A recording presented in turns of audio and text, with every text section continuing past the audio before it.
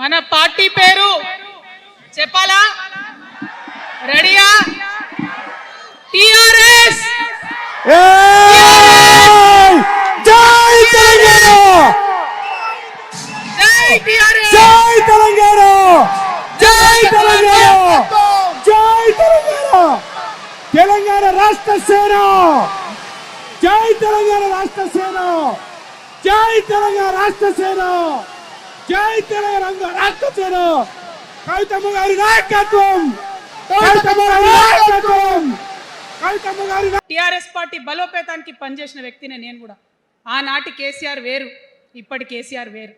ఆనాటి కేసీఆర్కి తెలంగాణలో చేనేత కార్మికులు చచ్చిపోతుంటే భిక్షాటన చేసిన కేసీఆర్ ఆనాటి కేసీఆర్.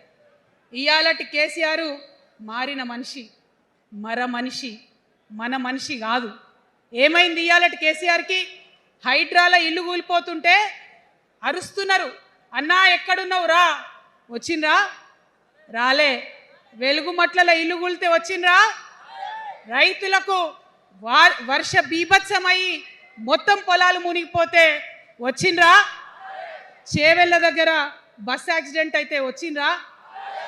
ఎక్కడ చిన్న కష్టం వచ్చిన ప్రజలకు ఆ సారు రారు, ఆ సారు రారు.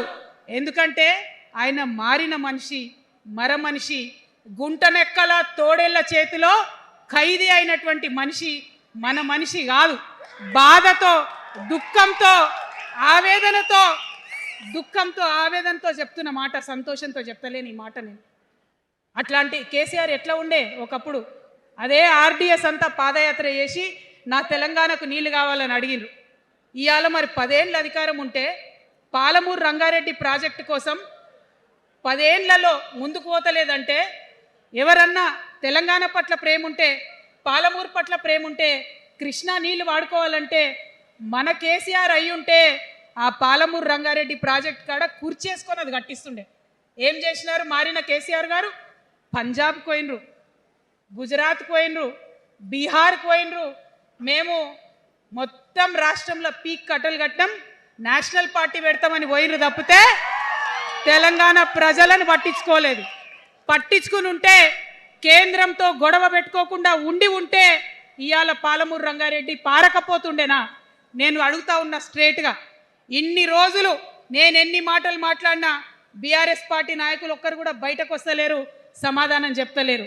దీనికి మీరు సమాధానం చెప్పకపోతే ప్రజలే మిమ్మల్ని బయటకు లాగి సమాధానం చెప్పేటట్టు చేస్తారని కూడా ఈ సందర్భంగా నేను తెలియజేస్తా ఉన్నా. ఒకటే మాట అడుగుతున్నా, మన కేసీఆర్ అయి ఉంటే ఆనాడు తెలంగాణ బిడ్డలు కష్టపడితే బయటకు వచ్చి నా బిడ్డలకు ఇబ్బంది అవుతుందని కొట్లాడిన వ్యక్తి, సింగరేణి గనిలో ఒక కార్మికుడు చనిపోతే అక్కడి దాకా పోయి చూసి వచ్చినటువంటి వ్యక్తి. మరి తెలంగాణ వచ్చినాక ఏమైందా ప్రేమ? అధికారం ముందు మమకారం తగ్గిపోయిందా? ఏం జరిగిందని నేను అడుగుతా ఉన్నా. ఎందుకు ఈ మాట చెప్తా ఉన్నా అంటే, ప్రేమ నాకు కూడా ఉంది. నాకు తండ్రి కావచ్చు, అది వేరే విషయం. కానీ ఒక రాజకీయ నాయకుడిగా వారు ఈ మధ్య రాజకీయ పరిణితి కోల్పోయి మాట్లాడుతూ ఉన్నారు. కేటీఆర్ గారు మాట్లాడిందంటే ఓకే అనుకోవచ్చు, ఆయనకు పెద్ద తెలియదు పాపం. కానీ కేసీఆర్ గారు అనే మాట ఏంటంటే, ప్రజలు తప్పు చేసిండ్రు. ఓకే, ఒక సెకండ్ నేను ఒప్పుకొని దాన్ని, ఒక సెకండ్ అనుకుందాం. ప్రజలు తప్పు చేస్తే నేను ఒక తల్లిగా అడుగుతున్నా, నేను నా కొడుకో మాట చెప్తా, వాడు వినలేదనుకో, కింద పడ్డాడు అనుకో, విడిచిపెడతానా? దగ్గర తీసుకొని మంది అనా?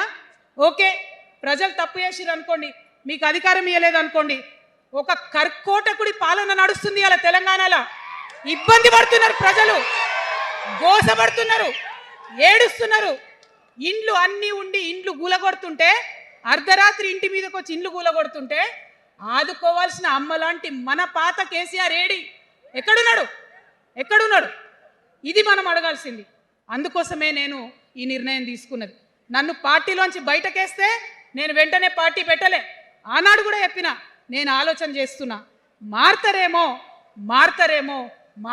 అని చూసిన, పదే వేచి చూసిన. ఇవాళ నన్ను పార్టీలోకి వెళ్ళి సస్పెండ్ చేసి 10 నెలలైంది. నాకు నిజంగా మంచిగానే అయింది. ఎందుకు తెలుసా? ఆనాడు ఉద్యమకారులను ఇబ్బంది పెడుతుంటే నేను ఇంకా గట్టిగా మాట్లాడాల్సింది.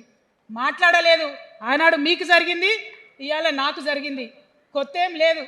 కేసీఆర్ కోసం, టీఆర్ఎస్ పార్టీ కోసం, ఆనాడు తెలంగాణ ఉద్యమం కోసం ఇండ్లు అమ్ముకొని, భూములు అమ్ముకొని, ప్రతి ఊర్లో టీఆర్ఎస్ కండువా వేసుకొని పోరాటం చేసినటువంటి కార్యకర్తలు ఎక్కడున్నారు ఇవాళ?